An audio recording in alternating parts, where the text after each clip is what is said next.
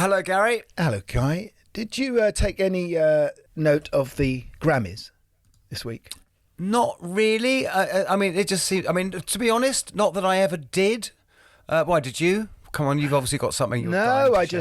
just looked at them. I thought Ozzy, getting a Grammy for, best rock metal album or whatever it was the best, performance, metal performance. I mean, only that Jeff Beck is on that album. It's possibly one of the last things that Jeff ever recorded. Yeah, so that's good. But also, I think the Daily Mail gets an award for most ignorant, ill-informed headline ever with unknown blues singer wins a Grammy for Bonnie Raitt. Really? Don't they get that award every week, though? Yeah, every paragraph. And I thought, Harry Styles, I mean, I felt sorry for him. Did you hear about the turntable? No. Oh, they had a big dancers turntable. And they've been rehearsing for weeks to do... The turntable is going round and the dancers are on it going one way and then they stop and they fall off and they get back on. And as they came on for the live TV show, the tech decided to turn it the other way. They probably changed the phase of the electricity. So I said the only time I've ever heard of a turntable going the wrong way was when Jimmy Page announced the devil or something. Yeah, I buried Paul. But also, he got into hot water for something he said, didn't he? About people like me don't win usually. But anyway, we'll steer away from controversial waters. So today's guest, Tony King, right? Mm-hmm. Man who was always in the room. I was thinking, Gary, because he's, rather than a musician or a producer, he was more involved in dealing with the artists. For your Bill Frindle stuff today, you see your stats are quite tricky. I think it would be more, he witnessed 700 tantrums, 40 meltdowns, 35 trips to rehab. And a pigeon crossing St John's Wood High Street. Yeah, no, Tony is someone I've known for quite a long time, actually. And he's just got a book out, The Tastemaker. It's a great book. It's a fabulous read. A great book, The Tastemaker, about his life in this business. And of course, he goes back a long time. And he goes back to he worked with Andrew Loog Oldham. Well, yeah, I mean, he literally just ran the gamut of everything. Andrew Loog Oldham, then to the Beatles, then back... Oh, no, hang on, was it the Beatles? Yeah, The Beatles first? Well, he worked with George Martin, didn't he? Yeah. And then George, yeah. He was at Decca Records, he was at Apple, he was the A&R man at Apple, He then works with the Stones for 20 years. He worked with Elton. With Elton. Elton was, I mean, and it's just... It's so many stories. I mean, I don't know whether we're going to get through them all. I doubt it. He's a wonderful man, and I know he's a very smart man too. And I feel slightly that I've not worn the right thing. He's you should have said. Yeah. He might be critical of what you're wearing, Guy. I don't know. You look actually what you're wearing. You look like Zelensky. You look like you're about to give your nightly speech on Ukraine. Well, isn't this the guy I meant to ask for fighter jets? No, but you can ask him for a front page of a music mag. Let's get him on. Welcome to the Rockonteurs. Okay, guys, I'm ready. That's a big tune for sure. I actually wrote that originally for Tina Turner. Of course, I had gone and found Joni Mitchell down in Florida and brought her back. I've listened to a few of them and they've been really good, man. I'm sitting in the back of the car coming into London. They're brilliant. Thank you guys for still being around, still making music, still being into it, and doing this podcast. It's fabulous. Well, I get the feeling that us three should go for a pint. That's what I think. I'm in a band now. It's called Roxy Music. You know this thing about the 10,000 hours of experience? Oh, yeah, to get good at something. When we recorded Arnold Lane, we'd done about 50 hours. The Rockonteurs podcast with Gary Kemp and Guy Pratt. Keep on rocking! King Tony. Yay! Oh, he's there, he's gone. They snuck in there. Yay! I lost the bloody connection. I was trying to find it, so I had to email Dan and to say, send it to me quick. I love what I can see behind you, Tony. You've got that fantastic picture of you and John dressed up as Victorians.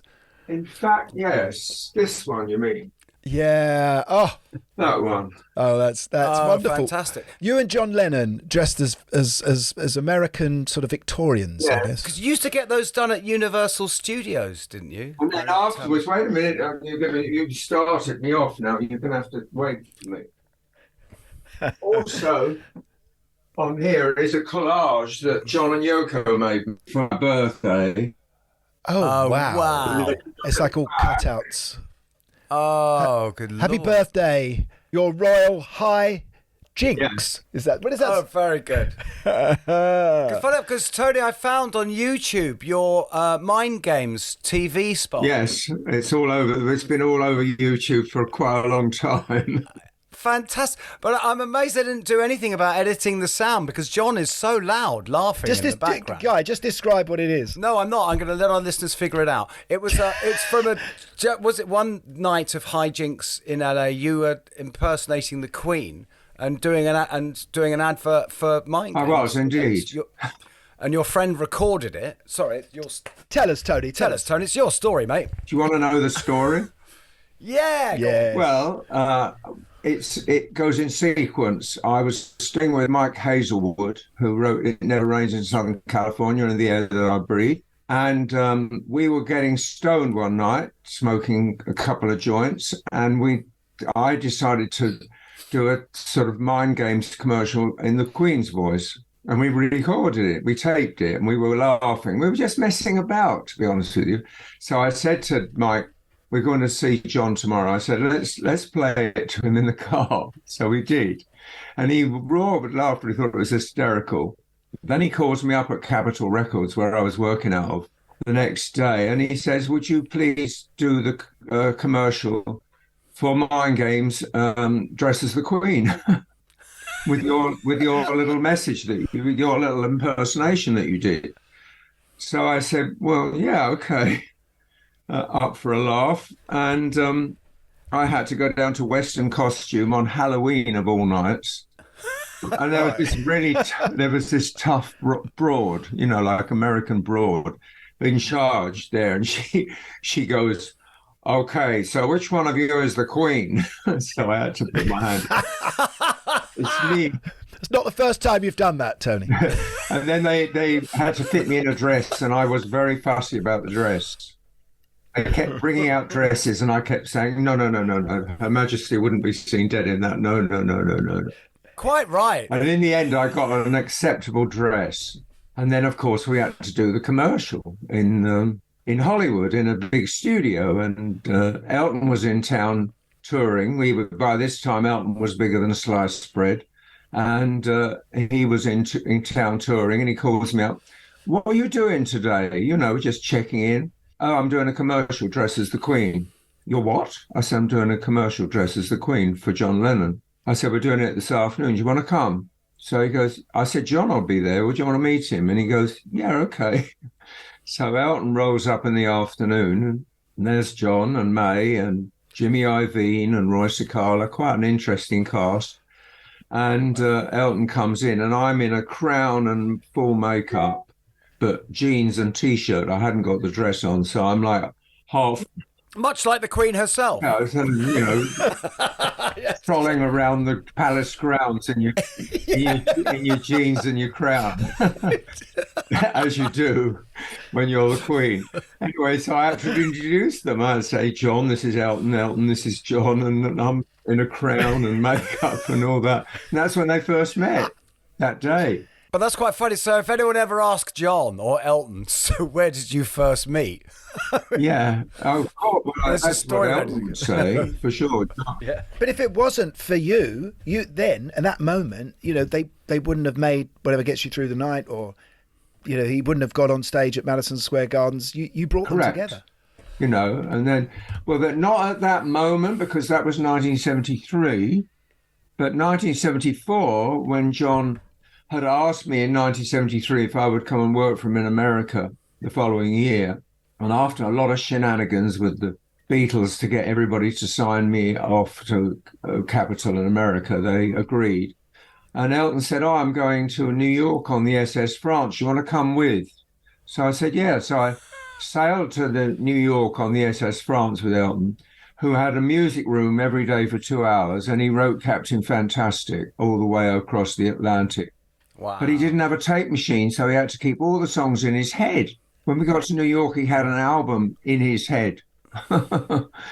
Were you ever there when he wrote? I was there when he wrote "We All Fall in Love Sometimes." That was in Weybridge. It is Wentworth or Wentworth, I think it was, at his little house he had down there. And I went to stay one weekend, and he started noodling at the piano and singing. And I went down to the bedroom to fiddle about, fussing and everything. And then when I came back to the living room, he said, "I finished the song. Do you want to hear it?"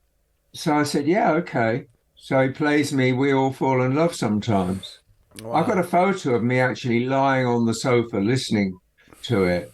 It's somewhere buried in my photo library. But on the boat, when he did all the Captain Fantastic stuff on the boat, I never heard any of it. He just said, I'd come back at lunchtime and I'd say, "How'd you do?" And he said, "I wrote another one." Did he have a stack of lyrics that Bernie had given him to take with him? Yeah, Bernie used to send like a little wad. Telegrams coming in. And he'd just pick out ones that he fancied doing. Sometimes he'd pick out one and it wouldn't work and he'd chuck it, because he couldn't find a tune for it. So boats wouldn't pull up alongside with semaphore saying this with a new Bernie lyric. We used to read the Atlantic. This paper called L'Atlantique that they published every day with all the news. And Elton and I used to treat it like the charts. And we used to say, "Oh, Cyprus is doing well today. It went up to number 3. And actually, I know on the boat you had Julian Lennon, the young Julian Lennon. That's right, you were taking Julian over, weren't you? He told me, because I read that in the book, and he told me that he has very vivid memories of that trip, how extraordinary. Yeah, Julian came with Cynthia, his mum. Anyway, we get to New York and we are staying at the Pierre Hotel, and John is at the Pierre Hotel with May, because by this time he was broken up with Yoko for a couple of years, and he's upstairs, and I called him up and he said, "Oh, you're here then?" This was my first day living in America, work in America. I said, "Yeah, I'm with Elton downstairs." He said, "Do you want to come up, both of you?" So we went up to see him. And he said, "I've just finished my album. Do you want to hear it?" So, yeah, of course we want to hear it. So he plays it to us. And then at the end of it, he says to Elton, "Do you want to sing on anything on this? Is there anything you hear that you think you could contribute to?" So Elton and I both looked at each other. We both knew straight away. We both said, "Well, whatever gets you through the night is the one." Because we thought that was a really commercial tune too. So he said, "Oh, all right, come down the studio." So a couple of nights later, after we'd been out for dinner with the head of MCA, Mike Maitland, I remember, and Lou Cook, the VP of MCA, we went down to the studio. Record plant? Yeah. And we did, and with Jimmy Iovine, twiddling all the knobs, we did Whatever Gets You Through the Night, and surprise, surprise, he added some vocals to one of the other tracks. So we did Whatever Gets You Through the Night, and it turned out well. The only thing that Elton said was he had great trouble singing along with John's phrasing. He said he's got a very unusual way of phrasing, and it was, he had to kind of study to be in sync with him, because the phrasing was different. But it got done. And so I went back to LA to talk to Capitol about John's album, because Capitol were looking after Apple Records. And so it was decided that was going to be the single in the end, after a bit of a debate. And then everybody realized that Elton was so big at that time that it would make sense to put it out. So we did. And then at some point during the course of that, Elton was on tour. He calls me up and he goes, "I've got an ask for you." So I said, "What is it?" He said, "Do you think John would do Madison Square Garden with me on Thanksgiving?" And I said, "That's a pretty big ask, Elton." So I said, "But I will ask." Because you, at that point, were looking after John, not... Yeah, I was working for Apple Records, looking after John, looking after Ringo. Mostly Ringo and John I worked for. And George really was with Dark Horse Records, and he'd gone off in another direction. I used to see George, we were fine, but most of the work was based around Ringo and John, which was enough, to be honest with you. Yeah. Two Beatles. Two Beatles is enough, Don't get greedy. So anyway, this record came out, and I said to John, Elton wants to know if you do Madison Square Garden. And John said, yeah, if the record gets to number one. He said, rather sarcastically, thinking it's never going to get to number one because he hadn't had a number one in a while. So I told Capitol Records, Al Corey, the head of promotion, I said, can you try and put an extra bit of effort into the John Lennon single? Because if it gets to number one, he said he'll do Madison Square Garden. So it did. It got to number one for 1 week. So I thought, and John hadn't played on stage for how long? John hadn't been on stage for a long time. No, he hadn't been on stage for... I think he'd done some charity concert in Toronto for something, with Yoko, and it was kind of very loose and very casual. I think he might have done something with Elephant's Memory or one of those bands that he was fooling around with at the time, but he hadn't done anything serious, like where you come out as John Lennon, like boom. Yeah. And which was Madison Square Garden, of course. So I said, your record's number one, John. And he goes, does that mean I've got to do Madison Square Garden? I said, well, you actually did say you would. So he goes, okay, then I'll do it. So I tell Elton. Elton says he's got to come to Boston to see the show because otherwise he won't know what he's getting himself in for. So I take John up to Boston. We go in the Starship with Elton. Jet, private, nice. And, grub. And we watched the show. John's bowled over. He couldn't believe the sound. Said, oh, my God. He said, the sound. He said, when we played Shea Stadium, we couldn't hear a thing. He said, well, these little amps that were... And it was just the tannoy. It was just the thing that tells you to move your car is what they were going for. But you couldn't hear anything. No.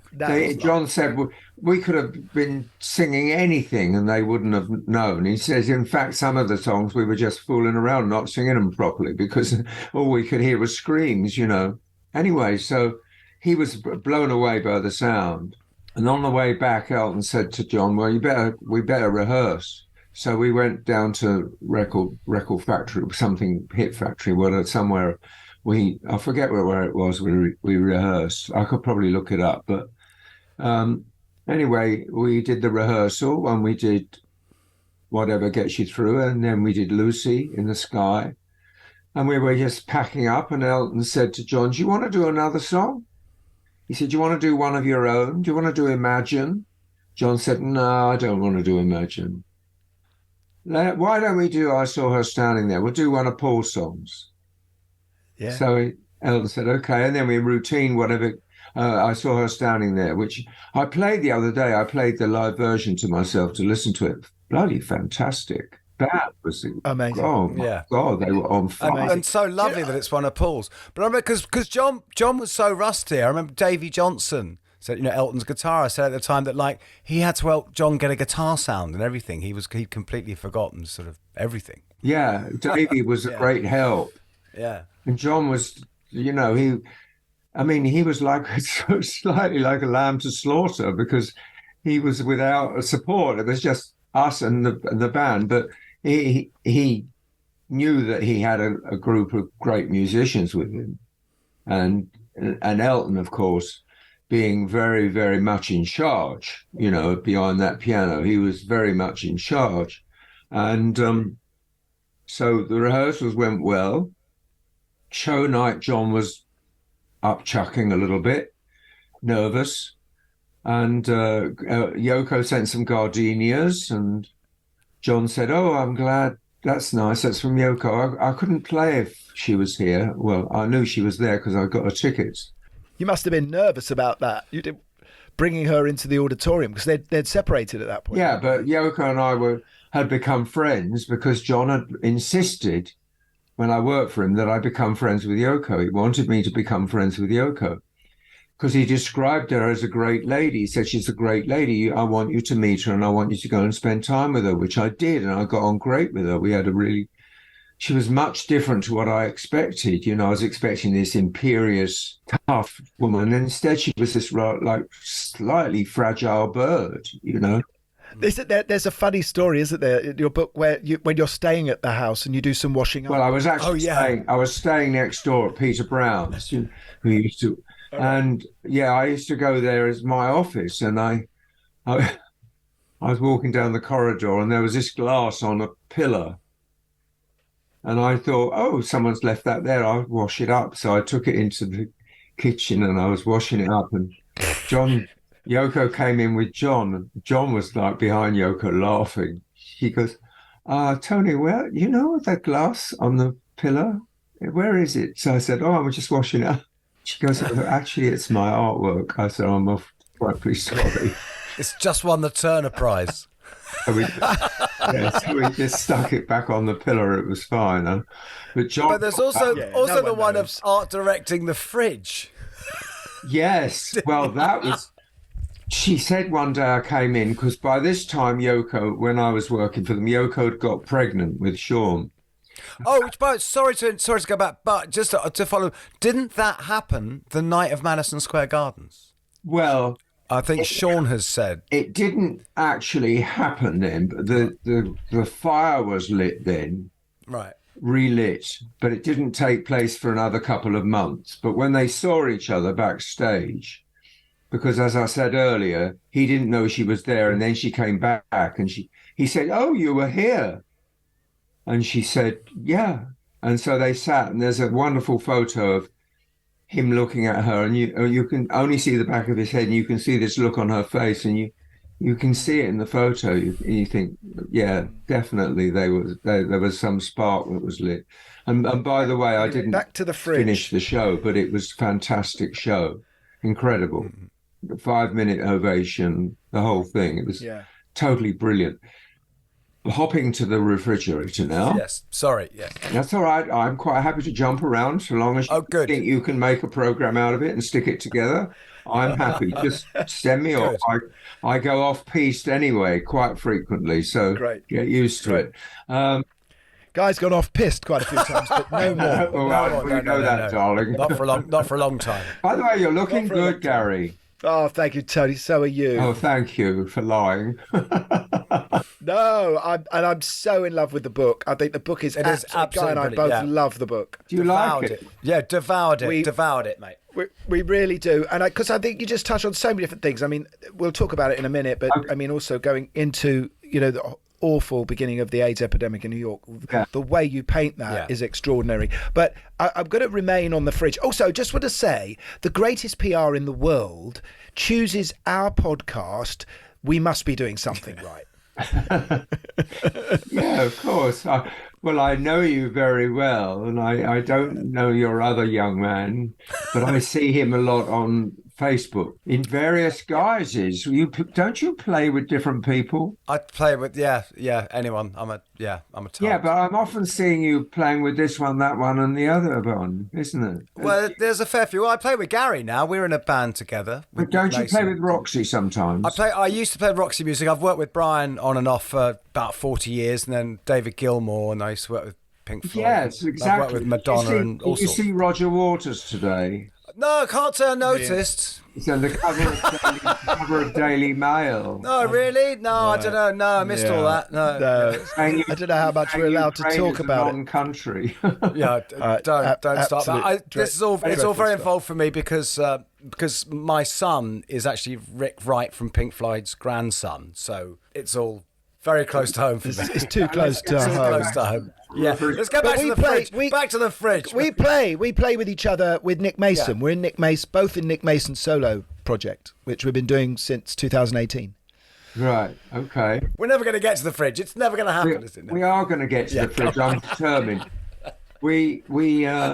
Yoko's in bed because she's pregnant with Sean and had been told to stay in bed. So John was he hadn't switched himself off at that point. He was still around.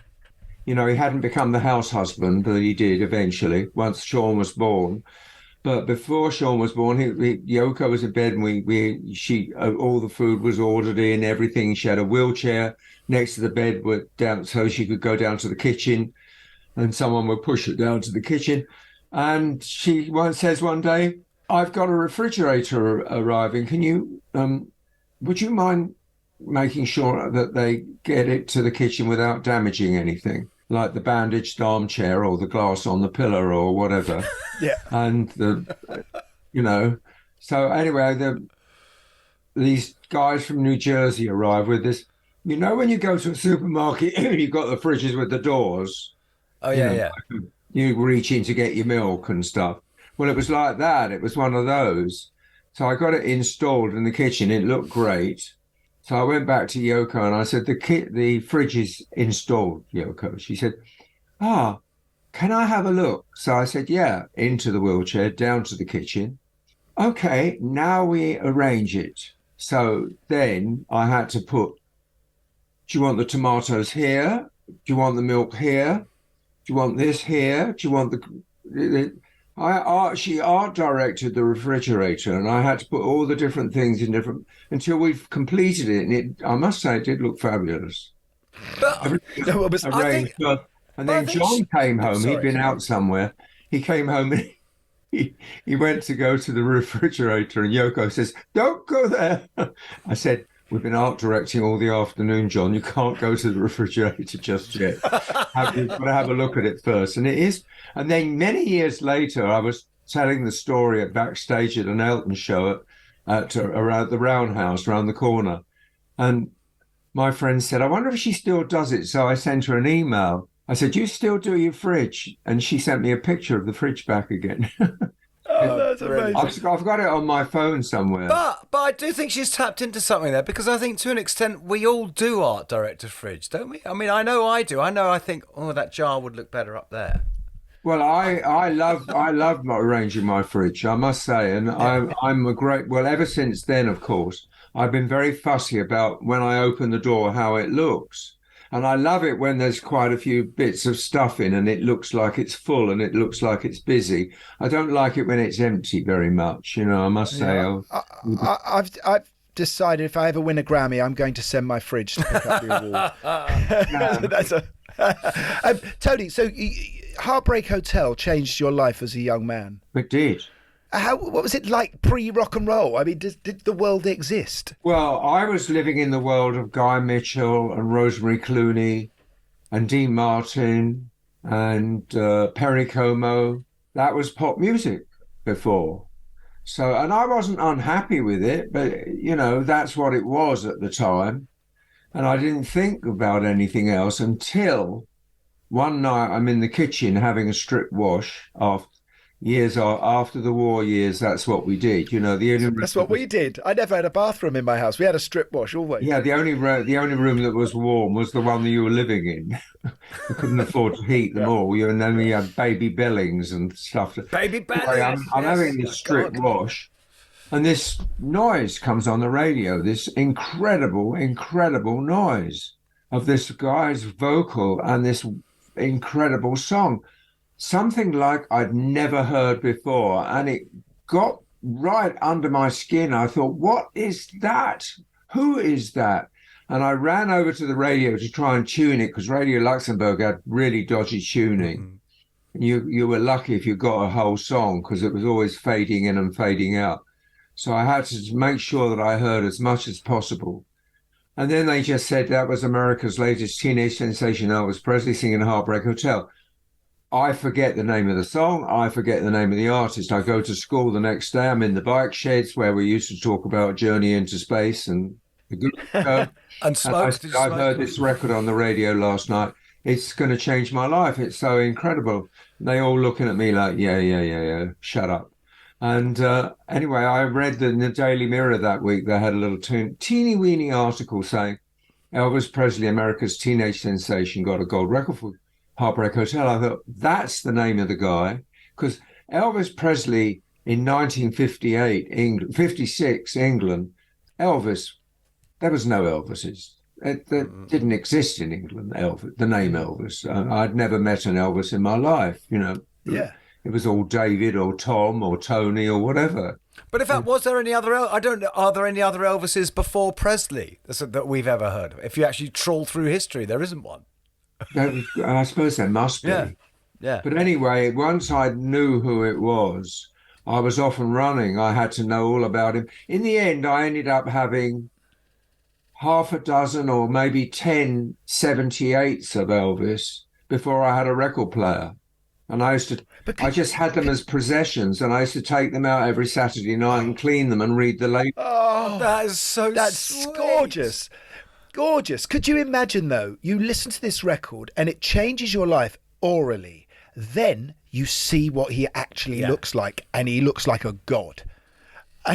What a package you have. Because surely you'd never seen those clothes. You've never seen any clothes like that before. I mean, the way he dressed was incredible. Well, if you see the very early Tommy Dorsey shows, before they tamed him down, his movements were just fantastic.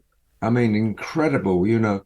But it was a little bit like the religious churches when people start responding, you know. That's where he was getting it from, though, wasn't it? It was. I think Black. In the same way as James Brown did the same thing. Of inspiration. Yeah. Well, he was a combination of the Grand Ole Opry and Louisiana Hayride and Gospel Church, which was what Sam Phillips was looking for with Sun Records. He was looking for a singer who had country and gospel combined, and that was Elvis. Elvis couldn't have come from anywhere else in America. It had to be Tupelo, Mississippi. It couldn't have been Hollywood, because he wouldn't have had all those influences in Hollywood. You go on and work for Decca. Is that your first proper job, as it were? Yeah, it is. I used to have to commute every day from Eastbourne for the first 3 years, because Mum and Dad wouldn't let me leave home. But you were only 15, weren't you? You were 15 when you got the job offer. 15, yeah. Yeah, but you had to turn 16 before the headmaster would let you leave. Yeah, and he's off to the back of his room. Here I am. Pull something off the wall. This is me at 15. Again. Oh, I love that picture. Oh, look at that. Oh, my God. That's hand-painted, isn't it? Yes. Yeah. It's in what I'd call a sort of a drape jacket, a sky blue drape jacket. With a beautiful leopard skin. I think it's fair to say that this young man has heard of Elvis Presley. I showed my wife the pictures of you in the book, Tony. Gary, I have to pause here. Drake is not fingertip Drake. Oh, come on. Because when you stood, your fingertips had to come to where the coat had to land where your fingertips were. So and a Drake was longer than that, was it? No. No, a full Drake would have been longer, what Teddy Boys wore, but this is a fingertip Drake. I showed my wife the pictures in the book of you, and she was like, oh my God, how handsome is he? Yeah. And I write, okay, that's enough, closed it up. I closed the book up. I wouldn't let her look at it anymore. She was absolutely just knocked out by your look. And you've always been an incredibly stylish man. And suddenly you're in this rock business, which is also about theatre and glamour. And I think the first act you get to work with properly are the Ronettes, aren't they? Or is that? The first act was Brenda Lee. Ah, Brenda Lee, coming on strong. Yeah, I had Brenda Lee. Speak to Me Pretty was the record that we were promoting. And then she came over and she worked with Sounds Incorporated, and she routined them. And she was the most incredibly professional and fabulous stage artist. You know, that's where I learned professionalism from. When I saw her working, I thought that's a whole other league of professionalism. The way she routined a band to get them to play the way she wanted it. She knew exactly what she wanted. And the good people do. Yeah, absolutely. Like Mick. Yeah.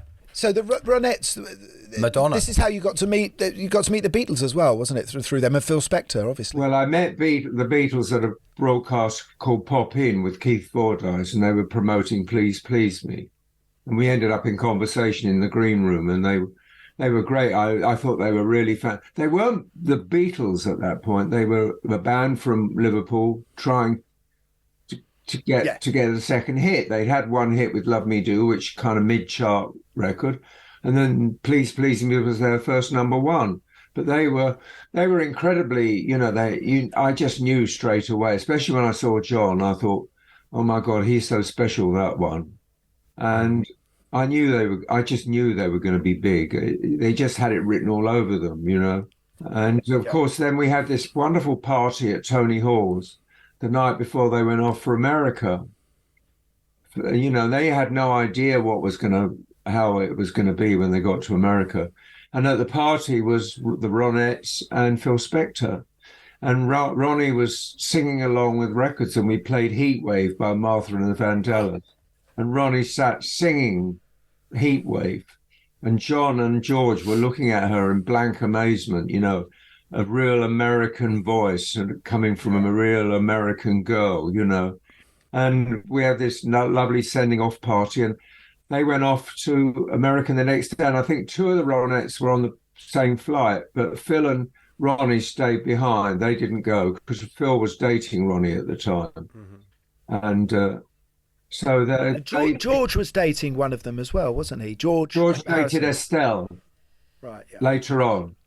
Yeah, I went out with George and Estelle one night, and Ronnie. We had a night out, and we didn't get home till 9 o'clock in the morning, and we took all the food we could find in the cupboard and cooked it.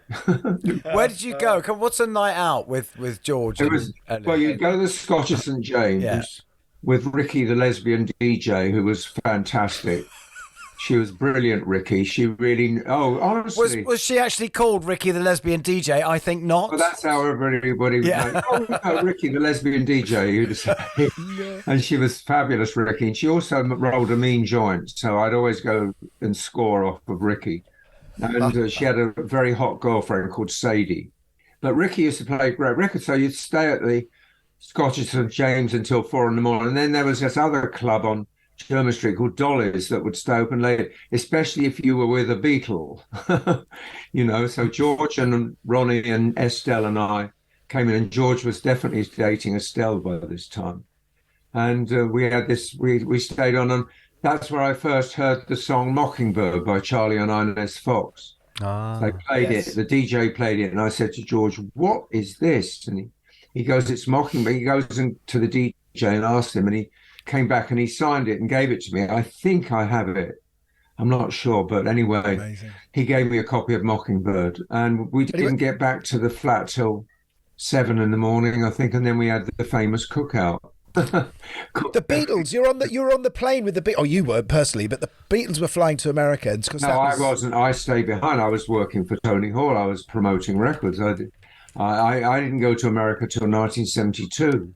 But Tony, didn't you used to get the Beatles records, Tamla Motown records? Yeah, I used to. Well, once I found out what they liked, because we were all like, from that in that generation, you know, people like the Stones, the Animals, Small Faces, me, all the people that were Andrew Oldham, all the people that were around. We all like the same music. We all like American import soul records. Well, although you did say about how what was interesting when you came across the Stones. I'm sorry to interrupt. Is that that they were the first people you come across who were from a kind of, it was a different background. It was Black American, but they were from this blues background as opposed to a pop background, which is what you and everyone you knew was more from. Yeah, when I first saw the Stones, I wasn't completely taken in by them. And it wasn't until later on, once they made Satisfaction. But although I liked The Last Time, I think The Last Time was the first one that I really liked. But then once I became a Stones fan, I became a devotee. You know, I love the Stones. You know, we all love the Stones. Before we get on to you working with Andrew Loog Oldham and the Stones, just there was a moment when you looked after Roy Orbison. That's very funny as well. Which has the killer story. Yeah, well, Roy liked German generals' cars, you know, the ones that are in with the running boards, the Mercedes with running boards, and the two big spotlights, you know, the headlights that look like spotlights. So I'm going down, I'm taking Roy and Claudette, his wife, out for dinner, which was part of my job. You know, I have to do all the radio, TV, press, and then dinner. This is Roy's first trip to the UK. It's like 1960 or something, isn't it? Yeah, I'm not 100% sure of the dates because he would come and go. He came and go 2 or 3 times, but I think it was the first. Anyway, we're going down the King's Road, and this car pulls out of the side road, and it's one of those cars, you know, the German Mercedes with the running boards and the spotlight. Star car. Roy says to me, "I want that car." So I go, "Oh, okay." Taxi driver, stop the cab, please. I jump out the cab. I jump in front of the Mercedes, which is not going very fast, thank God. Wave him down. And he says, what's up? What do you want? You know, mind you, this was the 1960s, so at least I wasn't threatening. But I said, I've got someone in my taxi who wants to buy your car. Are you interested in selling it? He said, well, I could be. Can I meet him? So I said, sure. So I go back to the taxi. I said, Roy, I think we're in business, so you're going to have to come out and do a bit of a sales pitch. So he comes out, Roy Orbison, recognisable, dark glasses, the hair. And I think the guy knew who he was, and they had a long conversation. End of story. John buys the Mercedes, and the guy sells him all the spare parts to it, and it gets shipped to Nashville. And many, many years later, I bump into Barbara Orbison at the Rock and Roll Hall of Fame. And Roy, by this time, had sadly passed. And I didn't know Barbara, but I went over to introduce myself because I wanted to just say a polite hello. I said, listen, you don't know who I am. My name's Tony King. She said, you're Tony King? I said, yeah. She said, God, you were a household name with us. She said, Roy used to love telling the story about how you got his Mercedes. Brilliant. Wow. And she asked I do the documentary, do a bit for the documentary that BBC did, and I did that as well. Yeah.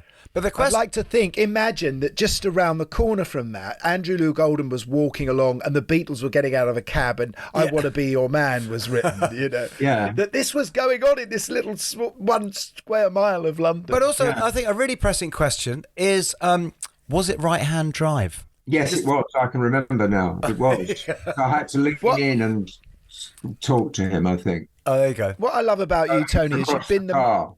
Right. You've been the man in the room so much. Yeah. You've been the guy in the room so much. We'll go on to a couple of other times when you were in the room, but you ended up working with Andrew Loog Oldham because you were like the only other person to hear this record, right?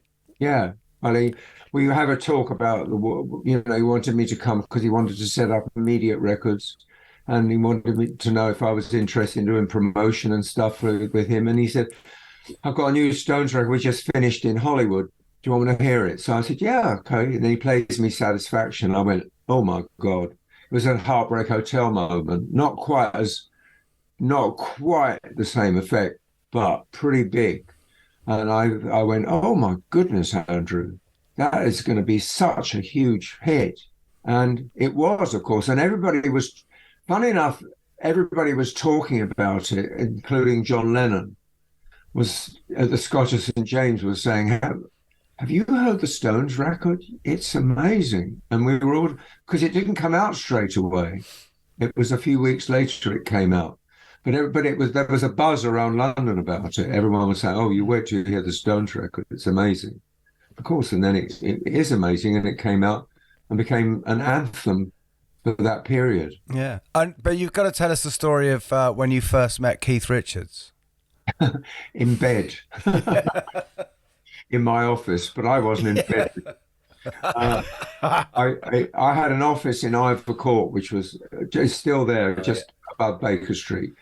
And we had to, in order to legally say that we were an office, we had to have a bed in it to say that it was a home as well as... To stay there. And one morning, and the bed was in my office. It was a single bed. And one morning I come in to go to work, to my desk. I open my door, and there's Keith Richard in bed in my office. So I said to Keith, looks up at me and slightly bewildered look, not having had an awful lot of sleep. So I said, this is actually my office, but do you want me to wake you up with a cup of tea later on? And he said, yeah, can you do that? So I said, yeah, sure. So I shut the door. And I went and worked out of another office in the meantime. I went to reception and worked out of reception, I think, somewhere like that. And then about 1 o'clock, I took him in a cup of tea. And he sat up and we had a beautiful conversation about America because I was so fascinated. I was fascinated by America. And of course, it was so exotic. Just been to Chess Studios. And so he was telling me all about it. And he was really very sweet. We had a really lovely conversation. He was very nice, very sweet, very soft, rather kind of almost shy. And we had this lovely conversation. I've never forgotten it. It was a lovely conversation all about, he told me so much detail. I think they'd seen Muddy Waters cleaning out the studios. He was sort of a cleaning man in Checker Studios. Wow. Not while they were recording there. That would be... Well, he'd seen it. Yeah. think I guess it was while they were recording. Something about some of the blues artists used to have to take menial jobs to support themselves, you know, because they didn't have money. They weren't getting royalties. Were not necessarily forthcoming always at that point. But did your relationship with Keith remain like that always, or did it? No, of course not, because he became Keith Richards, you know. Yes. The Keith Richards that we all know and love. To me, I knew underneath what he was, you know. And he never really, and he was always had underneath all the bravado and the Keith Richard image, he was always a very sweet person. He would act up in front of me sometimes, and I would kind of tease him slightly because he knew that I knew him. And one day somebody said something. Somebody in the organisation said something about me that he didn't like, and he stuck up for me. And he said, "Look, I've known Tony a long, long time, and the one thing he's not is dishonest." And I was very happy that he stood up for me, you know. You went on to work for George Martin while he was recording all the Beatles stuff, and you were actually in Abbey Road, weren't you, when they were making Sgt. Pepper's? I went to Abbey Road. All They Need Is Love. I went to Abbey Road for Abbey Road. I went to both studios, both occasions, and the White Album. But I didn't. But you were there. You were there at the All They Need Is Love recording, weren't you? But I just wanted to mention when you actually had to run an errand for George Martin during the making. Right. Yeah, I had to get a tissue paper because he was doing Lovely Rita, and you know that's I can't do it. There's a sound that goes. Yeah. Well, that's all combs and paper. So George is saying to me in the George Martin posh voice, "Tony, would you mind going around the studios and see if you can find anybody who's got some combs?" So I had to go rooting around the studios looking for combs for George. And I found some and tissue paper, and we had enough. I think it only took a couple. And that was what it was. Combs and paper made that noise. I'd love to know where you got them. What was it? Was it the receptionist had a comb, or? Probably, I don't remember. I managed to round up a couple of combs. But there is, Guy was referring to that famous film that... for the All You Need Is Love. I'm trying to think of the director's name for a minute. Is it Michael Lindsay Hogg? Michael Lindsay Hogg. Yeah, because there's a great picture in your book of you dressed up on your way to the filming of that. Are you actually in the film, Tony? Yeah, I am. Very briefly. I mean, you blink and you miss it. You know, it pans. What a moment culturally that was. It pans across the group of people, and I'm one of the group of people. I have a hat on. That's the only way I recognise myself. Dear Michael Lindsay Hogg, I'm still in touch with him on Facebook. Oh. He sent me a lovely message the other day about Heartbreak Hotel, and it had exactly the same effect on him. Do you know what? Well, what I was thinking, because also, of course, your old boss and who we had on here, Andrew Luke Oldham, he had a fantastic, because obviously Heartbreak Hotel was his thing as well. And what was lovely, he said, was being so young. What was incredible about that was, having heard this, never had a heartbreak, never stayed in a hotel. And yet still... when I got the lyrics finally, and it says the bellhop's tears keep flowing, the desk clerk's dressed in black, I thought, what the fucking hell is that? Excuse me. What the hell is that? What's a desk clerk? What's a bellhop? I was reading the lyrics and they didn't make sense to me because I didn't understand what he was singing about. If he'd said the receptionist, it wouldn't have quite been so sexy, really, though, would it? Exactly. What was it like at Apple, working at Apple, Tony? What was that? Was it mad? Well, I keep reading that I said it was mad, but it was partially mad. It wasn't always mad, but... Well, no, you made out in your book that it had been too mad for you to consider working out, but then it seemed like it had got less mad. Yeah, but when they first started and I was offered a job, I didn't want to go because it was all their friends had jobs, Terry Doran and Mal Evans. Magic Alex. Magic Alex with the musical wallpaper and all the nonsense. Promising. And I thought, that's who you need for your speakers guy in your new house. You need Magic Alex come along with his wallpaper. He said that it was going to have wallpaper that had speakers in or something, some ludicrous scheme. And then there was Simon and Mariah hand painting everything, and all those clothes that were rather tacky and badly made. And weren't there Hell's Angels turning up and stuff? Were you there? I never went over there much. George Martin's office was right opposite that Apple building, funnily enough, and so I used to look at it, but I never used to go there. I went in once to look at the clothes, and I thought they were very tacky and very badly stitched. Who did you sign anyone for Apple? Huh? Did you sign anyone for Apple? Because you were sort of working as A&R, were you? Yeah, Lonon's Eric Van Eaton, who made a record called Sweet Music that George Harrison produced.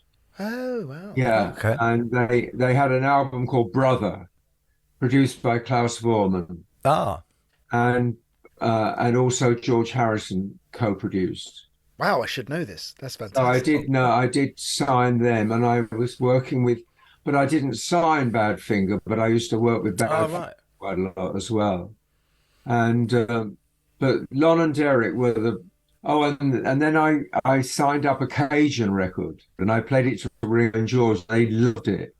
I put it out, and you look it up on. Will do.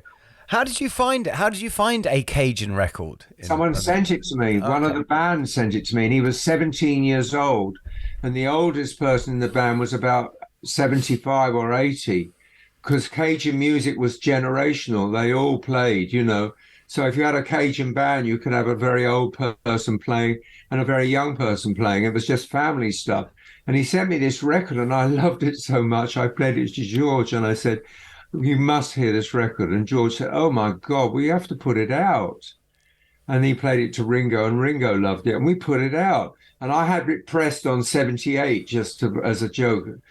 Not as a joke, as a promotional effort. I had it all pressed up on 78. Look up Sundown Playboys Saturday Night Special, write that down, and you'll find it with the Apple label and everything.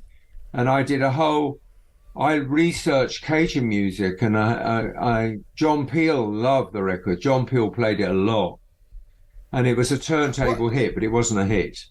What I love about your story, though, Tony, is you don't think, oh, I better stay here, and because I've got my, I'm getting my regular wage. This is my company now. You end up following your nose into various other exciting avenues. So next comes John wanting to. Well, before then, and you moved down to this neck of the woods because I'm outside Lewis here.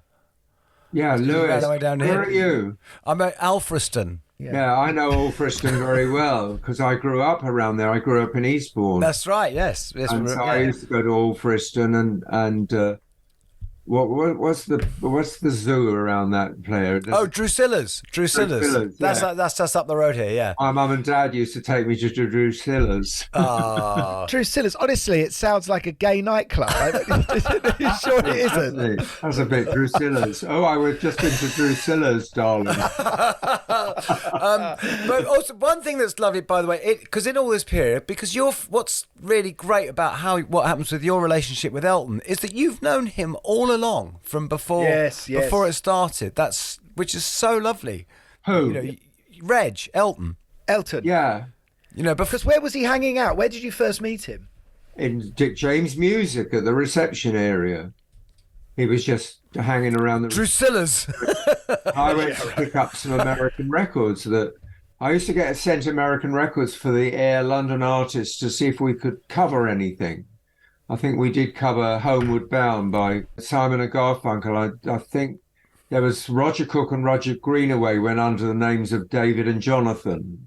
And we used to do cover records. And so I used to get American records sent me, and Reggie's eyes feasted on these records. And he said, "What you got there?" And I said, "Oh, I get sent American records." And we started talking, and I realized he was a big music fan. And we started having this conversation, and he used to come in quite a lot, and we used to talk a lot. And I really used to like him. And then he did a demo for me. Jerry Lorden who wrote Apache, came in to do a demo, and Elton played the piano. I said, because I knew by this time he was a good piano player, I said, "Could you play it on a demo for me?" And he said, "Yeah." We did the demo, and Jerry Lorden couldn't reach the notes, and Elton said to me, Reg said to me at the time, "Do you want me to sing it?" I said, "Can you sing?" And he said, "Yeah, I can sing." So anyway, he sang it, and then when I took the demo in the next day to Ron Richards and John Burgess at Air, they said, "It's got a good voice. Who's that?" I said, "Oh, it's Reg. They said he's got a good voice, hasn't he?" I said, "Yeah." And then, of course, he went on to become Elton with his good voice. I know. You mentioned Paul Simon there, and there's a bit in the book that made me laugh out loud when I think you're at the Grammys, and there's Paul Simon there, and then obviously he was estranged from Art Garfunkel, and then Art Garfunkel gets up to pick up an award, and as he walks by, he goes, "I thought I told you to wait in the car." And John gave the Record of the Year award with Paul Simon. Yeah, Graceland. And you had to go and find him in the loo, right? I'm afraid I did. What happened, Tony? Go on, tell us. Well, come on, you're musicians. You know what goes on in loos, and you're not gay, so... But who was in there with him? So anyway, what happened was that John went missing from the table, and... John Lennon, right? John Lennon went missing from the table, and Yoko said to me, "Can you find John?" So I knew straight away where to go. So I went to the loo, and him and David Bowie were having a few lines, I think. So I said to John, "Red alert." And he said, "Mother." He used to call Yoko Mother. And I said, "Oh, yeah." So he said, "I better go back to the table." And he went back to the table, and that was it. Elton has been incredible in your life. I mean, he's in the way, in this book, he's the through line.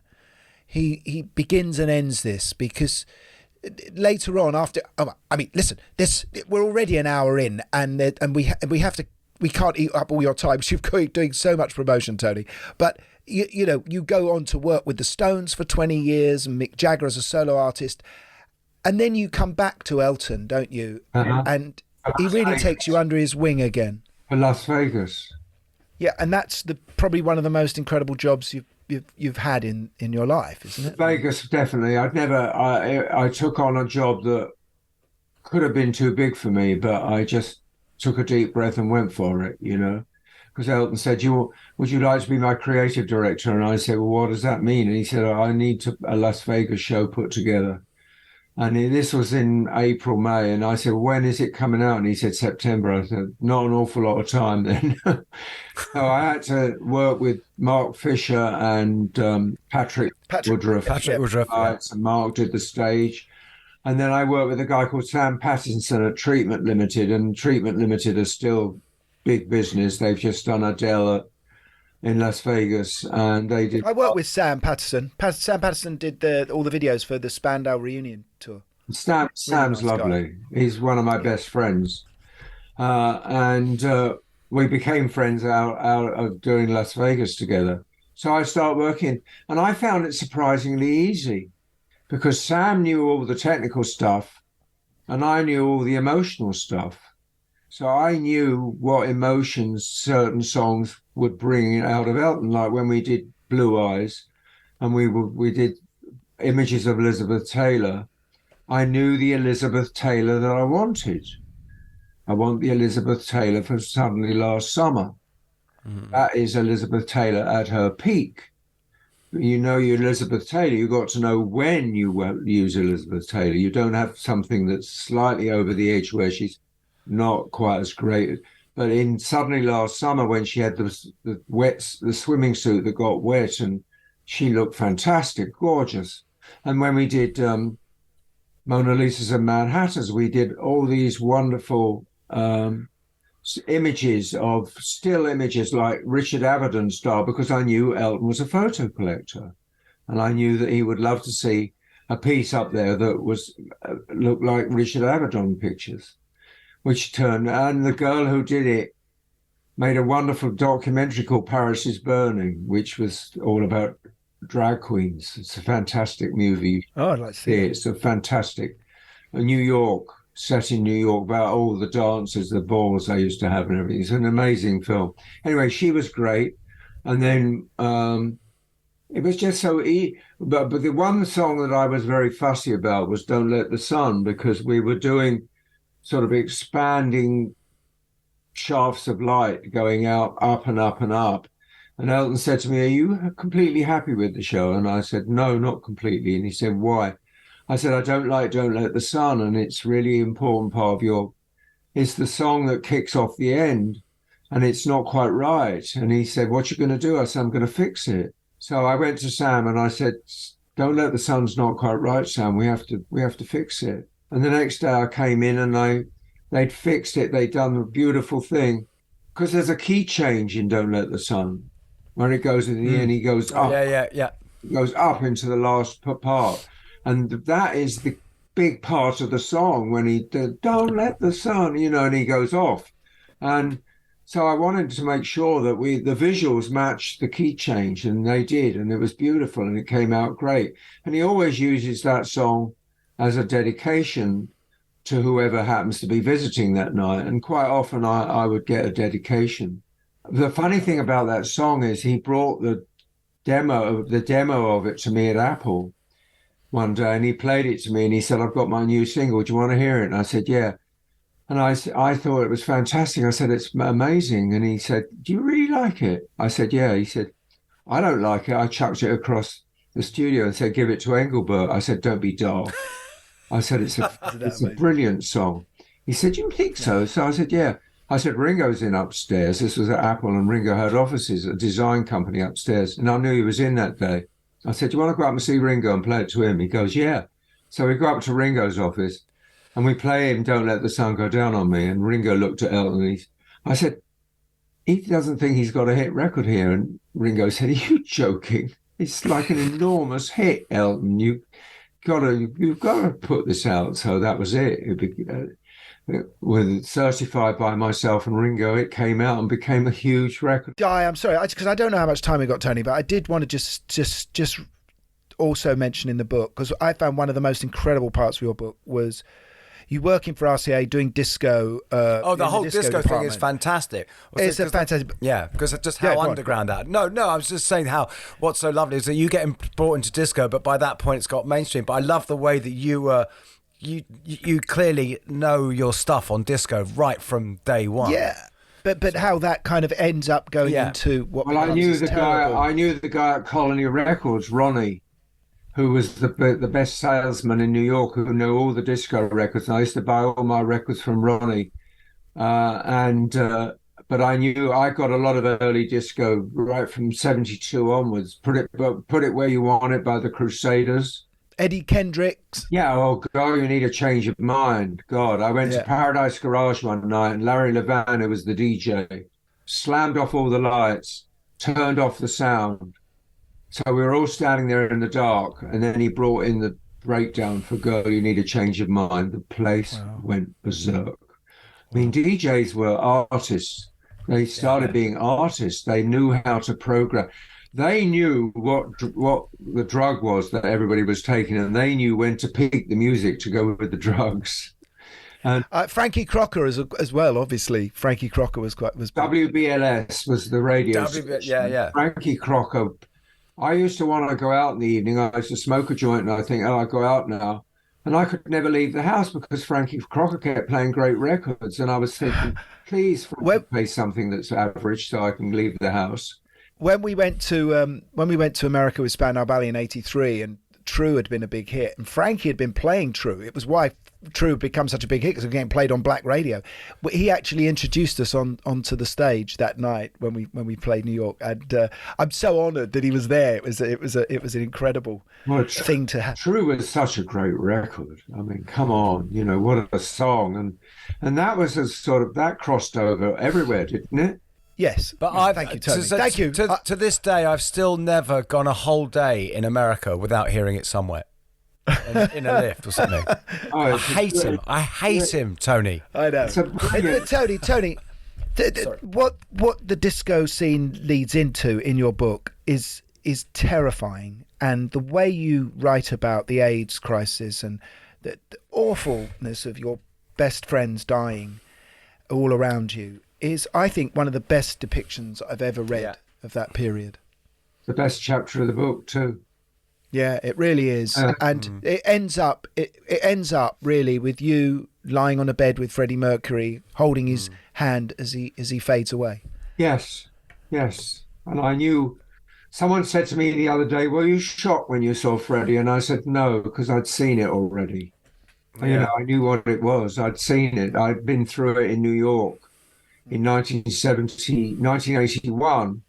I had just got sober, because I'm a sober man, 42 years nearly now. Oh. And so I just gotten sober. And then there was this notice in the doctor's office that said there was this pernicious pneumonia going around, and don't take poppers, amyl nitrate, because we think that's what's causing it. Wrong. A couple of months later, people started getting ill with different illnesses, and people started dying. And it was just horrible, you know. And I was getting sober, and quite a few people who were getting sober had the virus and got AIDS. And we used to have AA meetings around their bed while they were losing their lives. We used to sit around the bed and share, and they wanted to die sober. They didn't want to drink. They didn't give it. And it was so noble of them. But there was so much tragedy going on. I mean, all my neighbors, Bernard, Ellis, Tony, Norman, English gang I used to go out with. God, we used to have fun. Every one of them went. All of them. Fire Island, Michael, Kirk, Bill, Ed, gone. All of them, gone. My dear friend Michael in California, I went to see him. I always tell this story now because it's the most moving part of the story. I went to see Michael, and Michael was my hero. I loved Michael. He and I had become bosom friends. We really loved each other. And he was a very different person, and he made me think differently. He had a big influence on me. And I went to see him, and he was just crying in his kitchen. He had a brain disorder. The virus had caused some problem to his brain, because it caused all different things to different people. You either died of kyphosis, or you went blind, or your skin started peeling off, or you had pneumonia. Anyway, Michael stood in his kitchen, and he couldn't move one object from one surface to another, and he was getting confused. And he turned round to me with his tears in his eyes, and he said, "I don't want to die, Tony. I don't want to die." And I said to him, what could I say? I knew he was dying. I couldn't say, "Don't worry, you won't die," because I knew he wasn't. He would. And I didn't say anything. I just stood there silently with him. And within 3 weeks, he'd gone. When I went back to, and luckily I was in LA on business at the time, and his sister and I still speak to each other on Facebook. And she's already posted stuff about my book, saying how flattered she is that I've mentioned her brother in my book. And I sent her a PDF of the book, so she got to read it ahead of time, so she could read about Michael. Because and it was his birthday last week, and we both wished him happy birthday on Facebook together. But it was a very, very, very tragic time. But out of the tragedy came one enormous bit of nobility. It was a guy in San Francisco. There were two areas where the AIDS virus hit the most, which I would call two ground zeros, which is Greenwich Village and the Castro in San Francisco. In the Castro, there was this wonderful guy called Cleve Jones, who worked with Harvey Milk, the mayor of San Francisco, who got shot. Yeah. And Cleve Jones had an idea that to commemorate, he didn't like the idea. He found out that 1,000 people had died already, and he didn't like the idea of people going away without being remembered, because there was a lot of prejudice against gay people at that time, a lot. Certain people wouldn't do funerals. Nurses wouldn't necessarily touch you in hospital. My friend James in hospital had lank hair. They wouldn't cut his hair. They wouldn't cut his nails. So a lot of prejudice. So Cleve had this idea to do this quilt, and it was like a square, like about 2 foot by 2 foot square. And you had to embroider stuff on it that reminded you of the person. Well, of course, gay people don't waste time on creativity, and the squares were beautiful. And they were assembled into a giant quilt, and there was 1,950 of them commemorating someone who died. And they were laid out on that stretch of grass leading up to the White House that you often see. Mm-hmm. and it took the entire space of that stretch of grass. And I went on the march. They had a march to support gay rights. In 1987, I went with 3 of my friends, 2 of whom died. And we went on the march, and then we went to see the quilt, and you could walk in between the patches of the quilt and look at them. It was so overwhelmingly moving. No one spoke. All you could hear was people crying when they would come across their friends who had died. It was so moving. And now I read up last night because I thought I'd better be well genned up on this now. There's 125,000 patches they've got.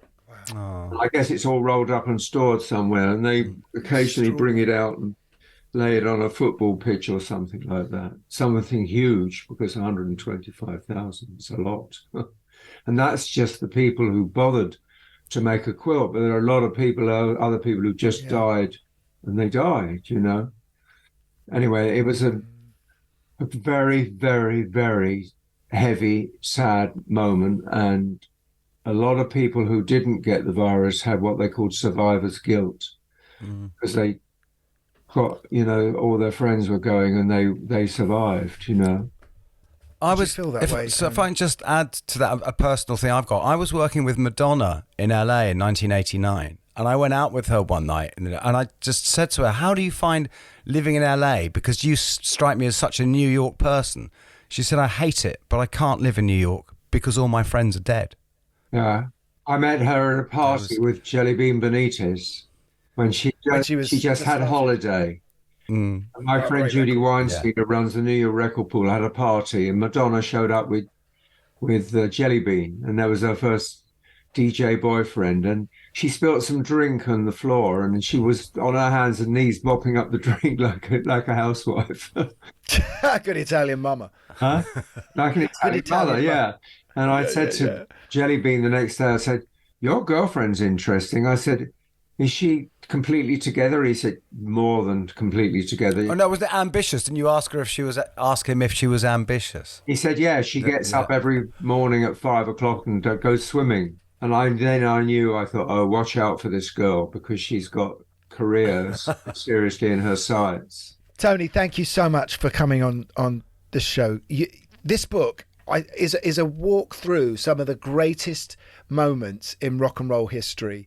You get to hold Tony's hand. You see some tragedy as well on the way, but I can't recommend this book highly enough. This is a Rockonteurs library suggestion. The first highest rated. Tony, I'd love to come and have tea with you. Okay. Well, you've got my email. I'll text you. Okay, darling. Good luck with Am the I allowed book. to say darling on your show? It's an honour to be called darling by you.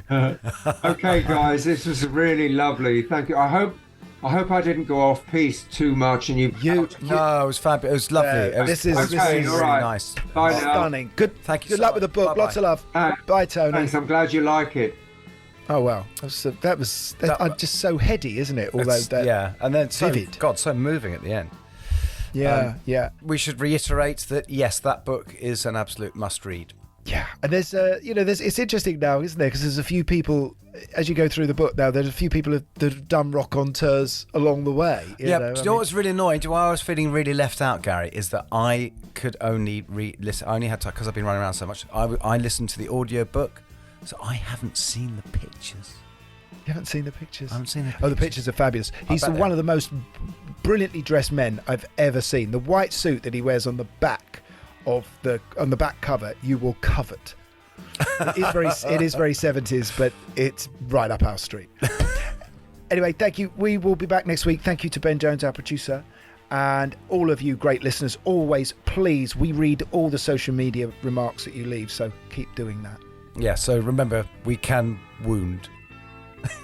We can what? Wound. Oh, we can wound. Oh, yes.